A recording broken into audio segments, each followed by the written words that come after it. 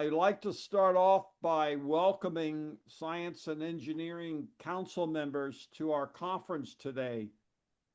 I will start by introducing today's meeting that will be accomplished by Dr. Bob Sottilare. And I want to say a few words about Dr. Bob Sottilare before turning this over to him. Dr. Sottilare will present a model of how learning might evolve over the next 20 years. The future of learning is shifting from a one size fits all model to a dynamic, lifelong journey supported by artificial intelligence and immersive technologies. He'll get into all that in just a moment. Our speaker is Vice President of Training Solutions at the formed the and is a former director of learning sciences at SOAR Technologies. He joined SOAR Tech in 2018 after a 35-year federal career in Army and Navy training, science and technology. And I want to mention that's when I really got to know Dr. Sottilare, and I can tell you we all learned a great deal from Dr. Sottilare and what he was doing with the Army, the PEO STRI, and other organizations down in Orlando, Florida. Um, and he's published over 300 papers, and his work focuses on adaptive training, artificial intelligence, modeling, and simulation. And he's created a gift has received major awards, including the National Training Simulation Association Lifetime Achievement and the IITSEC Technical Fellow Program. And he has been also nominated for induction into the Hall of Fame. Now, I would like to, and it's with great pleasure, to introduce our speaker today, Dr. Bob Sottilare. Bob, it's all yours. Okay, thank you, John. Thank you all for attending, and a special thanks to John for inviting me here today. So if you could put questions in the chat as we're talking so that you don't forget and we get to the end and, well, you wanted to ask that question, but you couldn't remember. So let me go to the next slide. I'm with Excellent. Excellent is composed of 5 companies that were pulled together by an equity company in 2023 and became Excellent, Accelerating Intelligence. And we found out about 2 weeks ago we're going to be merged with another company and become yet another, some other name at this point, and called Lintris, Lyntris. So exciting times here in defense science and technology. And our company's been doing work with DARPA and the services, also quite a bit of work with NATO over the last 28 years. And so we have a pretty good reputation for delivering on to be able to solve very hard problems that the Defense Department has put together. But I'm going to talk to you today in general just about learning and how it works. And so let's get into it. All right. Next. There we go. Yeah. So John told you a little bit about me. There's all kinds of stuff. You can probably find me on the web somewhere. So let's keep going. Okay, here's what we're going to talk about today. We're going to talk a little bit about learning. What is it? How do people learn? How do we model learning? How can we use AI to impact human learning, right?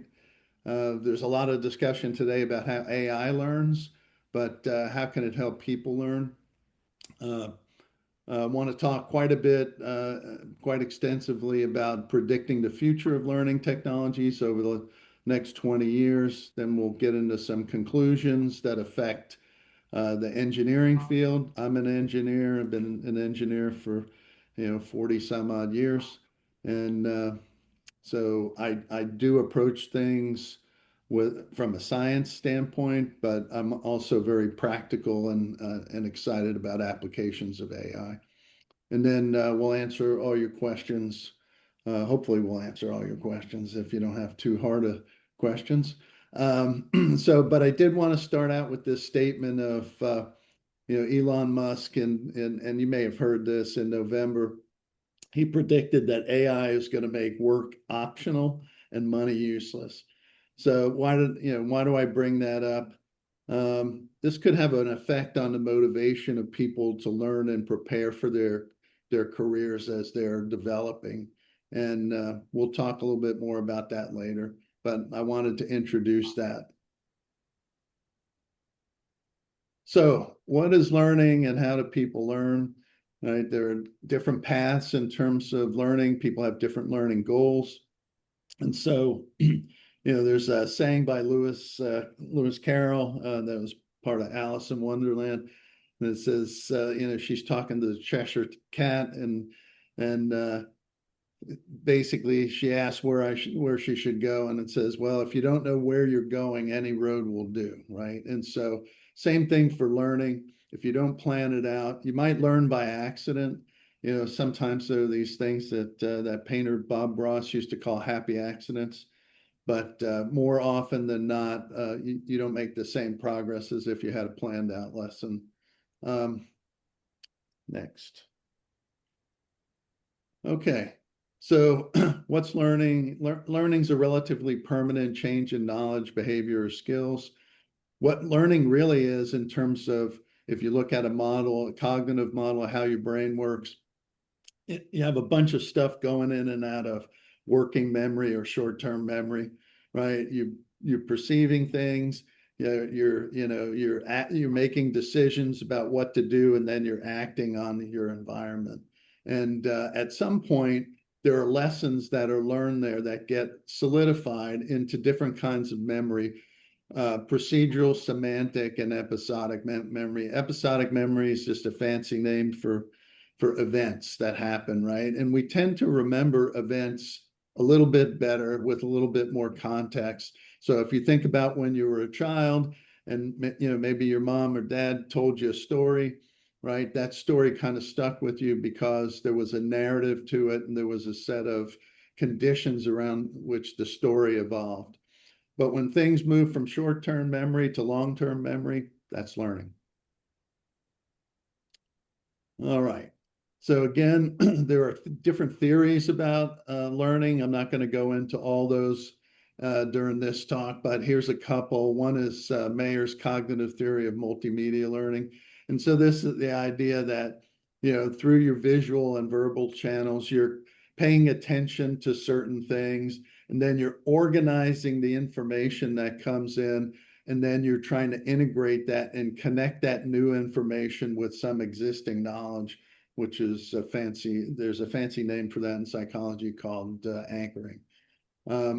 Kolb has this thing called the learning cycle, where you have some kind of concrete experience, right? And then after that experience, or maybe late in the experience, you look back and reflect on what happened during the experience, right? You conclude some things from that reflection, and then you say, okay, if I was to do this again, here's what I know now. And you want to try to apply that to new experiences. So there are some elements of a tailored learning process. So that's the rage now, is everybody gets their own personalized training, their personalized education, a personalized or tailored learning process. And so those things require active engagement or participation. It's important to have spaced practice, right? Being exposed to something once is often, at least unless you're a super genius. Um, Probably not enough to actually learn something and have it transfer from working memory into long-term memory. Um, Relevance counts quite a bit, right? In terms of looking at real world problems. I talked about engineering, and my passion for engineering is, hey, you can actually apply what you learn to real world problems. I want to build a bridge over a river. I want to be able to improve the rate at which somebody absorbs information. Maybe there's different technologies to do that. And so that might include things that, technologies I would say are tools and methods. So every time you hear me say tools and methods, I'm really talking, or technology, I'm really talking about tools and methods. Um, Transference, right? This ability to move that learning and apply that learning in new contexts, right? This is a big problem that DARPA's been working on the past few years, and they're looking at it from both a human learning process, but also an AI learning process in terms of robotics.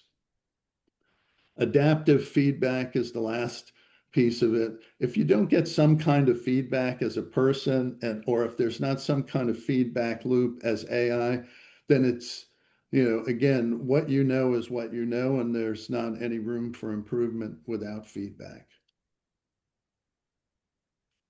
All right, so how do we measure learning?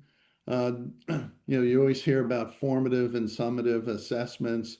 Formative assessments are kind of low-level things. They're called low stakes sometimes. That there are checks on learning, things like quizzes, maybe Socratic method. Maybe John and I are having a conversation and he's trying to teach me something, so he asks me a question. All right. And then I respond to the question, and then there's a dialogue, kind of a back and forth, a ping pong game of information that goes back and forth between the mentor and the mentee. Summative assessments are more high stakes, right? They're final exams, very, standardized tests fit in here. There's kind of like one opportunity to show that you've learned the material across some broad swath of topics. And then these things are measured quantitatively, right, and qualitatively. All right, so most of you have probably heard of Bloom, right? He's has this taxonomy that's been out for a long time that talks about learning, and but he's also the learning effect guy, right? That's my nickname for him.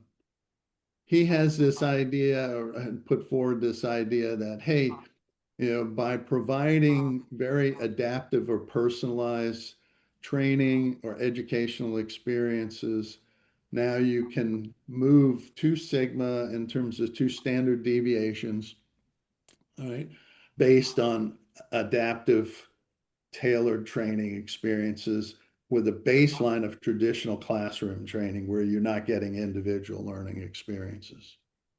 And this has been a bit difficult to replicate, right? It's it hasn't been what we thought it was, right? We're seeing about one standard deviation on average, right?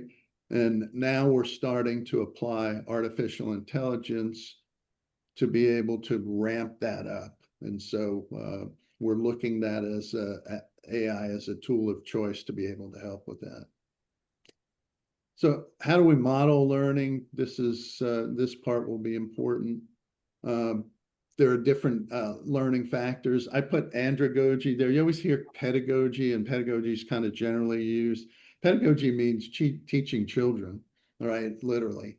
Andragogy is adult learning, right? And so um, in my work, I deal with people who are in the military largely, and they're adults, right? And so you want to be able to provide adult learning context. Adult learners like to direct themselves, right? They don't want to be, kind of pulled around and told what to study. They want to be given goals that then they can take and and address in an order that they feel comfortable with. Um, they are interested in experiential learning. They want to be ready to, they become ready to learn when they can experience a need to know something that they're going to be able to apply in real life. Um, they are, in terms of adult learning, it's often centered on solving very applied problems, right? Most adults are, they're in some kind of training, especially in the military. They're learning how to maintain a system or to use a particular system. And then there's motivation, which I'll talk a bit more about, but there are internal factors like job satisfaction and self-esteem and other things that are related to your value system, right? That are usually stronger motivators than external ones like grades or sometimes even money. Um, so if we look at this curve, this is a typical S curve, a learning curve, where you have a very slow beginning. You're trying to figure out, well, what do these words mean? How do they fit together? What is what is it that I'm attempting to learn to do here, right? And then once you kind of have the rules down, now there's a steep curve, right, where there's a lot of progress, and then it kind of tapers off sometime after you achieve a certain level of competency. I do make distinctions between competency and proficiency. Competency is kind of like the floor level, hey, I can do the job. And proficiency means you're probably in the top 5% and an expert in your field. But that's one of the things that we're excited about looking at is how can we improve learning by influencing key factors, right? And one key factor would be, or you have four key factors there, but then you also have bootstrapping, right? So if I look at the slow beginning, if I could decrease the amount of time that I have in that phase, I can get to the steep learning more quickly. And that means I can learn faster. And then how can I overcome plateaus, right? When I get to a certain point, do I just stop and stop learning? Or do I switch to other related topics? Or do I use AI or other technology in some way that will help me re-steepen the curve and go to a higher level of learning? So yeah, so I had to throw some math in here. I'm an engineer. So in terms of how we model learning, again, this S curve is a curve that engineers are very familiar with. It's called a logistics growth curve. And so I'm not going to go into details on this, but that's one way that we model the attainment of proficiency. We also model learner experience, right? So we look at, hey, what are the difference between very experienced people and very inexperienced people in the same field? And then we chart those things and then we look at it in terms of their productivity, right? So in a manufacturing context, it might be the number of units that an experienced worker can produce versus an inexperienced worker. All right, that's what I just talked about. So another important part of modeling learning is modeling the forgetting piece of learning, right? And again, this kind of goes back to my comment about spaced repetition. If you don't have repetition and exposure to something over a period of time, um, we call that overlearning, then you can quickly lose that information, right? And so Ebbinghaus is famous for this forgetting curve, and it's amazing that some of these things have been around for over 100 years. Like this paper by Ebbinghaus was published in 1913 at Teachers College in Columbia, at Columbia University. Um, so I'm going to get into a little bit about how can we use AI to impact human learning. And let's just think about what AI can do for you, right? AI processes data, right? You have a bunch of data. Hey, I don't know what to do with it. I'm going to process it, maybe explore it. Maybe I'll do some clustering and figure out, okay, what does this stuff actually mean? What's the relationship of one kind of data to another kind of data? I might recognize patterns in the data by doing that. I might then classify that data into different buckets, right? Kind of like a taxonomy, if we think about animals, right? How they're classified, right? So you have a species, a genus and a species, right? And so there are differences between different animals in those different buckets, and there are differences in different types of data. Um, in terms of AI and what it can do for you, it can help make decisions, right? It can make recommendations, right? And then, as the person in charge, you can decide to ignore those, or you can incorporate those into your thought process, or you could just blindly follow, which I never recommend doing. But I see people do that an awful lot now since there's widespread access to large language models like ChatGPT. Um, uh, AI can also be used to drive or create behaviors in artificial uh, entities, right? And so the military uses this quite often to replicate the behaviors of different units or different platforms, like ships and airplanes and tanks. All right. And so you can create these AI models.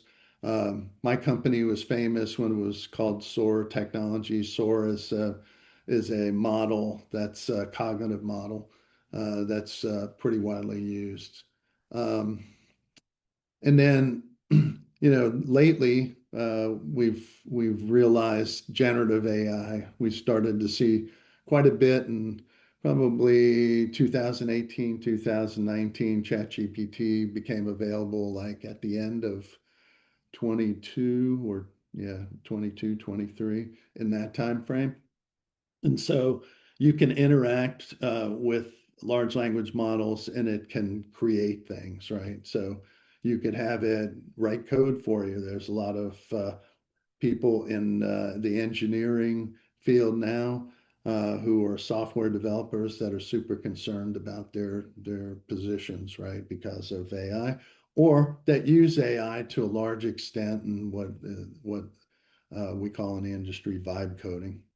Um, and then AI can be used obviously to automate processes that are, pretty procedural, that maybe low-level folks, low-level workers who are in that field, you could replace those workers or give them a boost by doing those low-level tasks and then getting them ready to do these higher-level tasks.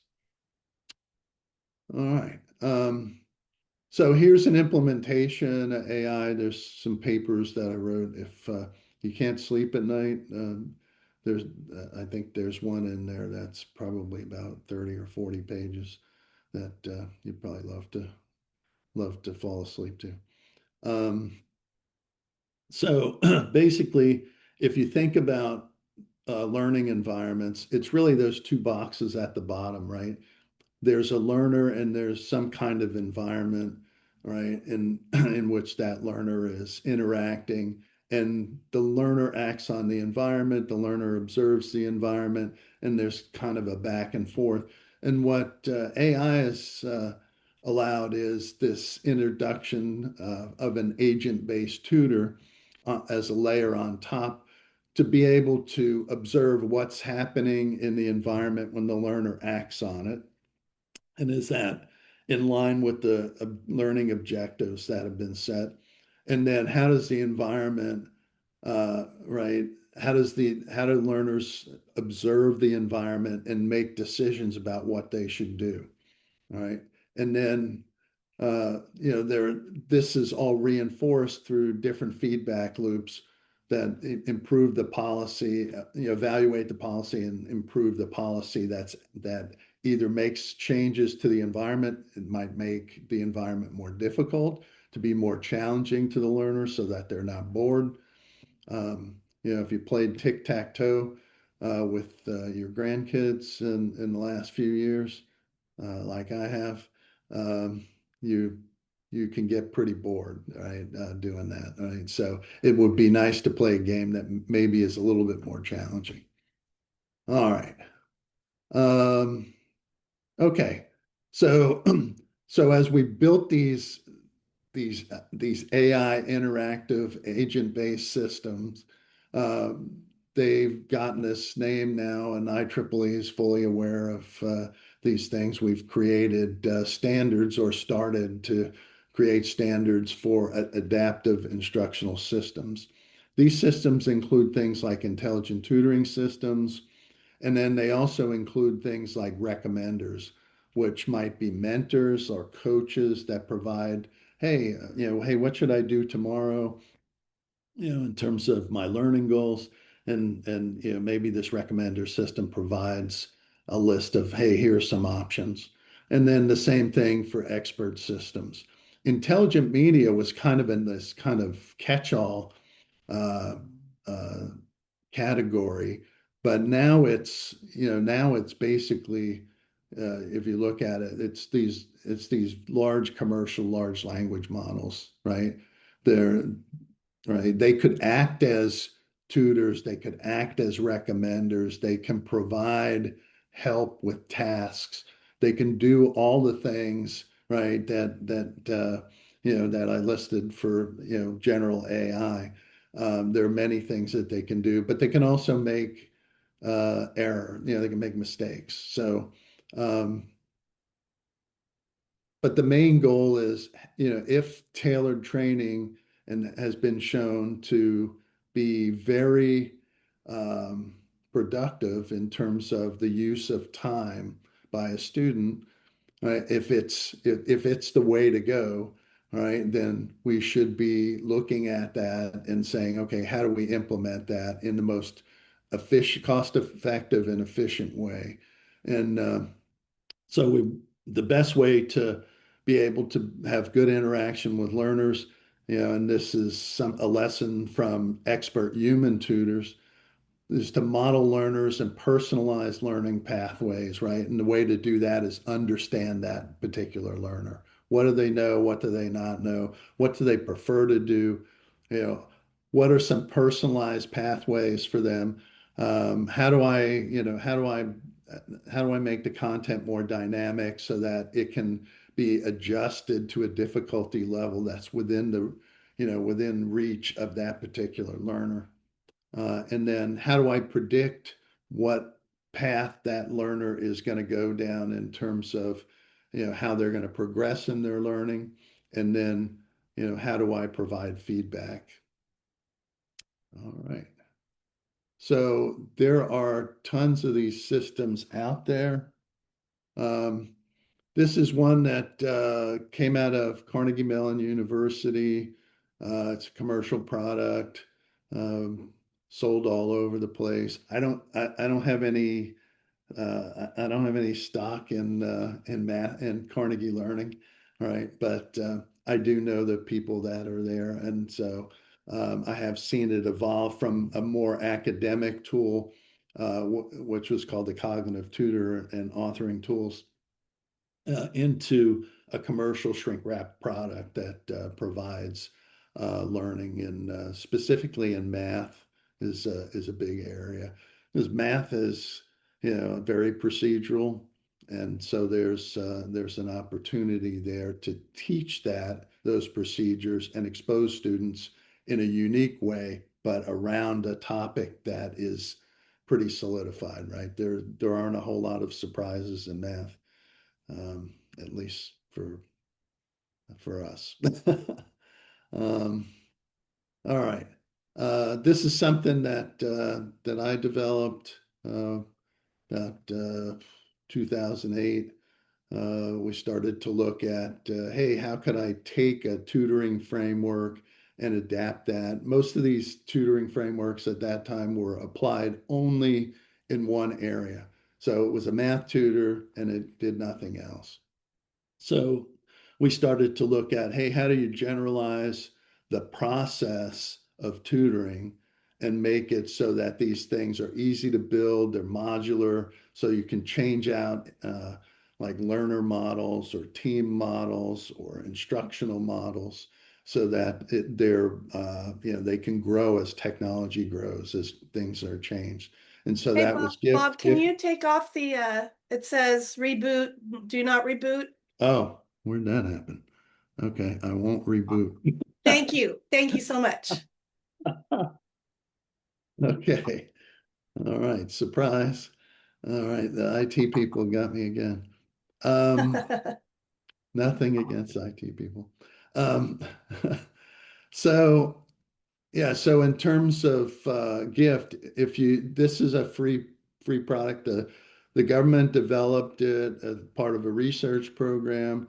It has a number of different capabilities in terms of course authoring, and it allows you to kind of flow a course by selecting these building blocks. Um, and so you can integrate sensors, which we did with many experiments. There is an experimentation test bed that's associated with it. So if you're interested in it, download it, look at it. I don't know how much longer it'll be up. This is a product that has been around, again, evolved since 2008. I wrote a paper in 2008 that was basically looking at, hey, like a social tutor. How could I create a social tutor? And then have it teach me things across more than one topic. And so I don't know how much longer this thing will be up, but you know, I would download it and try to use it. Um, Duolingo is something that's been around for a little while, and again, this idea of role playing or conversing with AI characters. So it's built on the Socratic method, and it works very well for what it does. Um, okay, so what's going to happen with AI in the near term before I get into my predictions of future learning technologies? What's going to happen in the near term? Well, I think without making major changes, there are some things that are going on with data augmentation. I call it filling in the blanks. All right, it's not anything new. It's just making those processes that exist now better, faster, and cheaper, uh, right, through AI. And so this idea of, hey, I have an incomplete data set or have a partially corrupted data set. How can I recognize when something's corrupted automatically without having somebody manually comb through that data? So we're coming to a point now where these data sets can be acted on in a pipeline and cleaned so that they're ready for use to help build AI models. Transfer learning, and this is not people learning, this is portability of learning from one set of conditions to a new set of conditions. So you build a model, and maybe it's a cognitive model that knows how to act in a particular domain under a set of circumstances, and then how easy is it to migrate that and what it learned in the old environment to a new environment. And so that idea of portability is increasing. Synthetic data generation, again, sometimes you just don't have access to quote unquote real data, or you have maybe a small data set that needs to be grown. And so there are now synthetic data generation outcomes that are becoming quite good. And then this idea of few shot learning, to be able to take just a few examples of how something is done, and then AI learning from those very few examples to be an expert in how to execute that task based on just those few examples, and then running those models and looking at variations in those models. Okay, now we're to the fun part. So, so we want to talk a little bit about predicting the future learning technologies. And so I always use this placard, all right, and this is by William Gibson. He's a science fiction writer, and he always said, at least he's given given credit for saying this. If he really said it or not, I don't know, but it's all over the internet. So the future is here. It's just not evenly distributed. I believe that people are early adopters of technology. Obviously, somebody creates technology, they're way ahead of the curve, right? And then you have somebody who now improves that, maybe in incremental small improvements. And then there are, scientists and entrepreneurs that, hey, they look at those technologies and they say, we can take that next step and apply it to a real problem or a real set of problems. And then eventually what happens is people use it as a product. All right. And sometimes that is a very slow process, and sometimes that is very rapid. Certainly, smartphones have been on the rapid side of adoption. So let me say something about looking at how people have predicted visions of the future in the past, right? So these visions, they're often overstated, right? Supposedly by now we're going to have flying cars all over the place. The future was going to be highways in the sky, and there were movies and sci-fi and maybe some limited prototypes that were out there, and sometimes that vision's unrealized. Certainly, robots and robotics have started to move along, but we're nowhere near the science fiction world of humans, which is a series that talks about artificial life forms.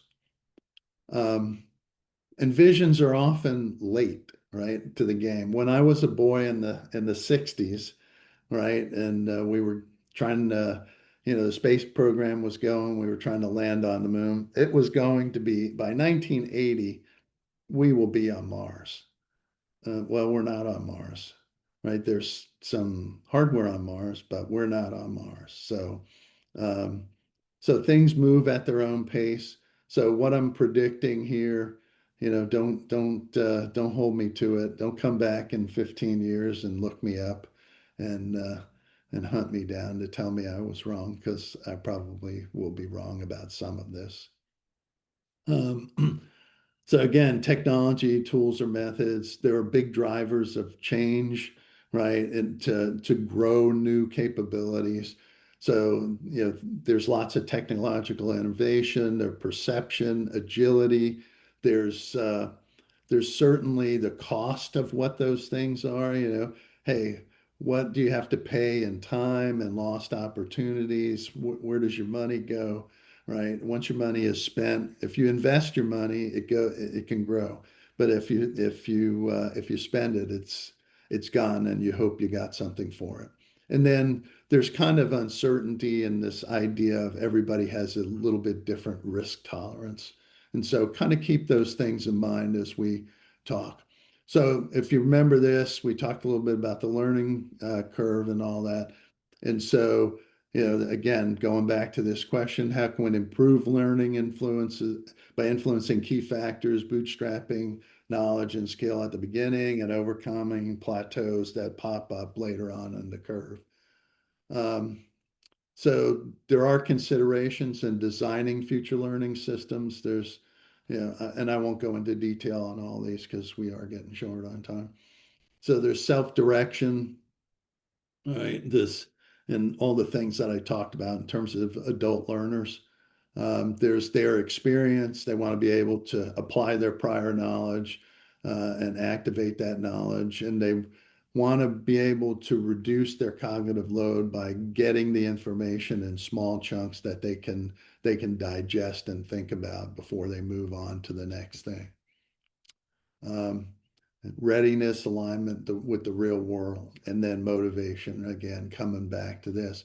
And so I guess the question that I would ask is how might a new paradigm work for work change work change the motivation of future learners? Oh, I tripped over that sentence. Okay. So um, bootstrapping learning. We want to be able to accelerate learning at the beginning. So there are some key things in terms of strategies, right? Find a guide or a mentor. Somebody who's traveled that path before can definitely bootstrap your learning. Define why you want to learn this and set clear goals, and then perform some kind of initial assessment about what you exactly know and where you want to go so that you're not wasting time on content that you already know about. And then the idea of practice, and I would say deliberate practice, start with very short focus sessions. 15 to 30 minutes might even be too long, right? There's a lot of micro learning that happens in 5-minute sessions. So think about that. Overcoming plateaus, I would say, use AI to help launch a new steeper learning curves, and in terms of exposing you to things that you might not have thought about or might not be part of the content that you're studying at the moment. So I think some good interaction with a large language model might open you up to some different possibilities. And so that's one thing that I'd recommend. I'd also rotate tasks, and again, don't focus on being perfect at one particular task. There are different tasks that are part of a domain and knowledge and skill in that domain. And so, if I'm a golfer, I don't just practice on putting, right? I practice chipping and I practice, hitting down the fairway and driving the ball. And and then strategically manage your resources to allow for memory consolidation. So this idea of going through some kind of loop where you're getting exposed in small increments and you're revisiting that learning in the short term so that it begins to set, and then it transfers to long-term memory. All right. So where where are we at? Okay. I will be done in the next 5 minutes. So and then I'll be open for questions. So general trends for learning tech over the next 20 years. There's a bunch of things, data enabled foundations. We're already started in that direction. Very seamless immersion. You're going to see kind of more about continuous learning, collective learning with other people, and this idea of being able to cognitively manage your learning, right? And I thought I'd present some ideas from science fiction to provide examples about where things might go in the next 20 years. And so uh, let's go there. Um, these are kind of what I'd call Hilbert style challenge problems.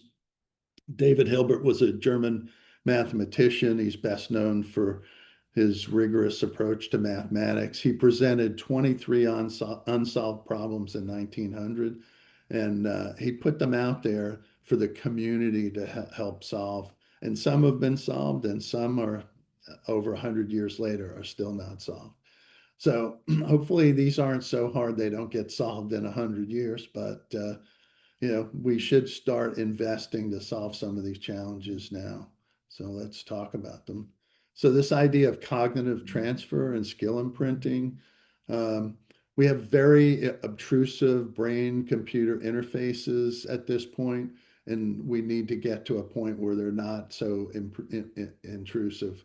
And so this idea of being able to imprint expertise right? Such as tactical reasoning or like language fluency or maybe some procedural kinds of tasks this is on the horizon.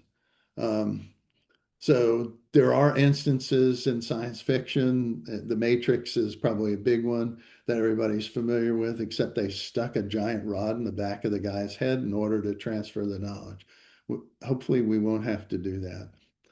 Altered carbon is actually full body transfer, so consciousness from one body to another. I don't think we're going to do that, but there is something in the lower graphic there is Battlefield Earth, and you have this learning machine that's basically plowing that learning into your brain. It's imprinting it on your brain. I don't know how painful that might be, but I'm for less pain or no pain. Um, so there are things that are going to happen in terms of like neuropriming, this idea of accelerating procedural skills, right? And so that's where everything is going to start in terms of imprints. And then more experimental systems will be transferring more complex decision heuristics, right? Or expertise, right? How do experts make decisions about certain things, right? How do they act in a work environment? And then by 2046, there'll be mature cognitive imprinting uh, available, right? That's my prediction. That's probably pretty bold. Yeah. And are we stuck? No. There we go. Okay. Generative reality systems. So these things, and without going into tons of detail, these are things like the holodeck, right? Or you could have memory implants that are driving virtual experiences where you think you did something, you never really did it. And that's more along the lines of what total recall is. Um, these systems will be hyper personalized and there'll be real time generation of these memories. And so I can see sensory convergence in terms of full haptic feedback. You'll be in these kinds of environments where you'll be able to interact and the environment really isn't there. Right. And it's going to take some terrific interface technologies to be able to support that. But again, when you're talking about science fiction, all you have to do is have the vision. You don't have to figure out how to do it. So that's my cop out. Um, so neuroadaptive training environments, this idea of being able to adapt in response to very measured neurological and physiological states. And so you're monitoring brain activity unobtrusively, looking at cognitive load, and then trying to optimize those things so that an individual can learn better. Uh, Ender's Game in terms of interfaces is a terrific book and pretty good movie if you've ever read or seen that. So this idea of interface, he didn't realize he was actually in a real environment. And then yeah. So the salient characteristics of interacting. So you want real-time feedback. You want to optimize cognitive load. You want to improve efficiency, and you want implicit adaptation right in the environment. If you remember that feedback loop, okay, the learner acts on the environment. What happens in the environment? Is it realistic, and does it help with learning goals? All right. Lifelong learning companions. I won't dwell on this, but Gemini is actually pretty good at this point, right? And so I would say there's a number of different opportunities that are out there in terms of improving uh, the interaction with these learning companions and training with them so that now they're ever present. They work with you, they learn with you, and again they're AI partners, right, for life. And I think that's a direction we're going in. And I think whether you're horrified by that or looking forward to it, it's definitely in the realm of possibility. And then cross-domain human machine training is, again, this is something that goes on all the time with systems now, and making the systems easier to use by taking some of that cognitive load and in terms of tasks and automating them. And then I'm going to jump to here. There is some collective intelligence training networks. There's something out there called BrainNet now, where we're linking people together. This would be similar to the Borg, right, in Star Trek Next Generation. And then again, we're looking at ways to improve learning or scale learning. And that is definitely a way to do it in terms of networking people together. And then I guess I'll end in terms of conclusions.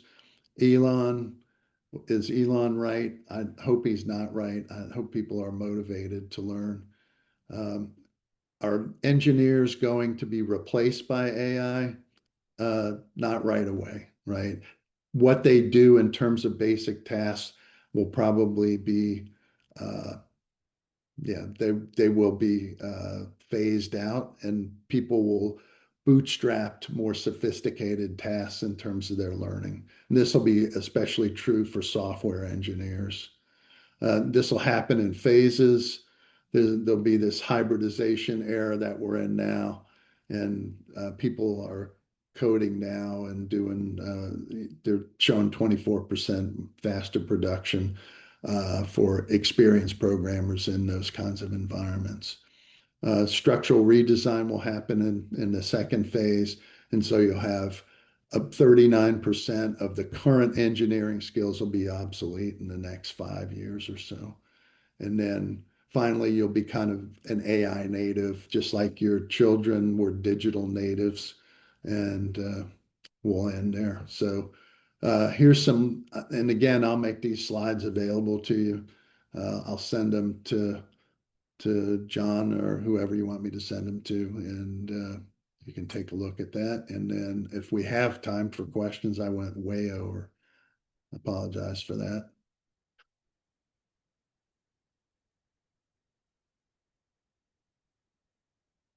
Okay, let's see what we got in the chat.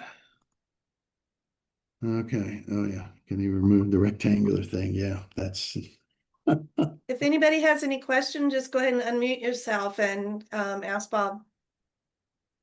if you don't have questions or there isn't a lot of time for questions and you want to drop me a note, just say, hey, I saw your talk, and just drop me a note. And my email is on the front slide of this deck. And so Yeah, could I ask a question? sure. Oh, okay, good. The audio is working. I just got back from the OMR conference and festival in Hamburg, Germany, with Mhm. 70,000 participants. And there Mhm. was a very, very interesting panel that was organized and sponsored by the second German television network, ZDF. Mhm.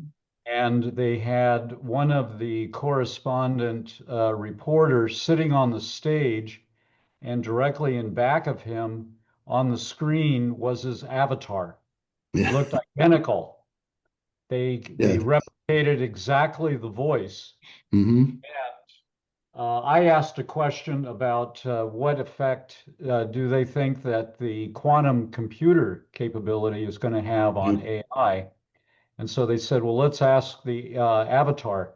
So the chair just turned her, she just turned around and said, Avatar, what is the effect of quantum on AI? And in the voice of the person sitting direct, I mean, the real human sitting on the stage right in front. So do we need people? I mean, if we have avatars that Right. scrape all the world's knowledge, what's you know, it's a science fiction scenario. Well, it's exciting in terms of digital twins. I know there's a lot of examples in the entertainment industry where they've replicated actors who are not around anymore to act, or maybe they're not, right for that particular role because of their age, but now their avatar can do it, right? I bet. Because it has all the knowledge and You and the die. acumen that And- that the actual that's actor right. has. Yeah. Family, who? Thank you. Thank you. Yeah. All right. Yeah. Larry, what did the avatar say about quantum computing? Well, it was very interesting because I just took the tour. Because what I said is basically the tour that I took with the South Coast Chamber of Commerce of the Google Quantum Lab over here in Goleta, Mhm. and they show you the Willow chip, and all of the cooling, and yet what they said is, and this is what the avatar said is, quantum tackles different problems than a digital computer. And so the whole I don't really understand quantum computing and even less about qubits, but the types of problems that a quantum computer can solve in 5 minutes that would take 70 septillion years. Uh, it's Yes. quite a difference in efficiency, and yet the types of problems are very different. So what I would, as a former classroom teacher, the thing that we were always going towards, or at least I was trying to go towards, was not the necessarily the what, but rather the why, and then the Hmm. theories about the why. So we Yeah. observe something, and what I wanted my students, especially at the graduate level, to get was what are the ways in Mhm. which critical thinking skills can be incorporated into learning? And I think that's the biggest challenge. Yeah. Yeah, I think certainly learning is more than just knowledge, right? It's the application of knowledge and you know, this thinking about why things happen is provides a level of curiosity that I think people who were way above my pay grade, like Einstein, right, had a zest for, he was just curious about stuff, and that's and that drove his learning. Um, so certainly motivation is a big part of learning, and we're excited about again, uh, it's an important opportunity to be able to look at, hey, how can technology influence those kind of soft, what are typically called soft skills, right? Not necessarily just procedural kinds of things. Hey, I can solve a quadratic equation. I have Right? a second question. Um, a lot of people are afraid of AI, and Yes. if you give them concrete examples, then Hmm. then they sometimes are influenced by that. Yeah. What can you say something about that, or what examples you might use? Sure. I would say that AI is not sentient, right? It doesn't have its own goals. It has your goals, right? It's responding to you, it's interacting with you. When it starts telling you, hey, I don't, I don't like what you asked. I want you to ask it this way, right? Th- then you should be scared. I think we're a ways off from that, but I also agree with the people who are in in a lot of these tech firms. It's like AI should be managed. It's a tool, right? It's just like you know, a shovel is good for digging, it's good for shoveling snow, but if you hit people on the head with it, it's not a good thing, right? So I would say that, a concrete example of AI is, how can you use it to benefit and And if you can do that, then, then you should do it under constraints. Well, Under I learned a new term in a chat GPT class called chat GPT hallucination. Oh, yeah. I guess the way it was structured is that it will always give you an answer. Yes. It'll make it up if it can't find real facts or Mhm. references. Yeah. So no matter what you do on ChatGPT, you do need to do your own research. Yep. Yeah. When I when I first started using ChatGPT, probably about a day or two after it was public, I said, well, what do I know about? Well, I know about stuff about me. So I said, hey, tell me about Bob Sottilare. And so it did. And like most of it was wrong, right? It made stuff up. I said, hey, give me Bob's top 10 publications. And it gave me 10 publications that I never wrote. Yeah, So um, it's going to give you an answer because it feels compelled to give you an I answer. wonder why they structured it that way, though.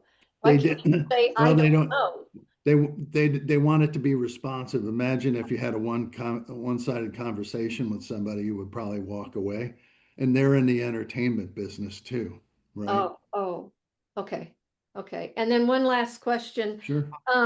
The lawsuit that's going on now between, I can't remember the guy's name, that's the head of AI company, has spun off a non, Hmm. I mean, it's a nonprofit originally, and then he spun it off to a profit and then sold that to Microsoft, I think. Hmm. And Elon Musk is peeved about that. Can you Yeah. say anything about that lawsuit? Yeah, I don't know all the details, but apparently IP was violated as they transferred um, from what was open AI into this new venture, and then they decided, oh, we're going to commercialize that. But did you own all the IP or just part of it? So I think that's the issue. That's So the issue, but how do you come down on that? I mean, I would assume you're pretty much an open AI yeah, guy. I believe in open standards to the max possible, right? But I also understand, hey, we're capitalists, right? And we're all trying to make money in some way, right? And so I don't see a problem if somebody has a niche capability and people think that, hey, this would be helpful to me, then and they want to buy it, then because it's going to save them time, make them more productive, whatever, then I think that's fine. But ultimately, I think you're gonna see, what you've seen in the software industry for 30 or 40 years now, where you have kind of a leading edge in terms of versions of software, and then maybe 3 or 4 versions back, those versions are free, they're freeware. Mm. Right. And so I think that will happen. Or, just do what ChatGPT does and Gemini and the rest, right? They have certain things that are free. And then if you want to get, more and more productivity out of this, then you will end up paying for something. Oh no, oh no, they're here. Are there any more questions? If not, Bob, I want to tell you that this has been extremely informative. And Yeah. So, I think I certainly learned a lot from your talk today. And I want to, in the Danish language, say tusind tak, 1,000 thanks. Thank you. Directly Thank you translate. for listening. And yeah, I wish it'd gone a little quicker on the beginning. I was thinking 45 minutes was a long time, but again. put your No, email, you're fine. This was great. could you put Yeah, your email? if you have questions, don't hesitate to reach out. I'm happy to answer questions Cheryl, if I I have can his answer them. email. Cheryl, I have his email. And Bob, send me the charts and I'll be sure to get them to Cheryl. Yeah, That would be great. I'll send them to you in the morning. It'll be on the website. Okay. All right. Okay, great. thank you. Thank you so much. Thank you. Take care. Bye, everybody. Enjoy the rest of your day. Bye. too. You too. Bob?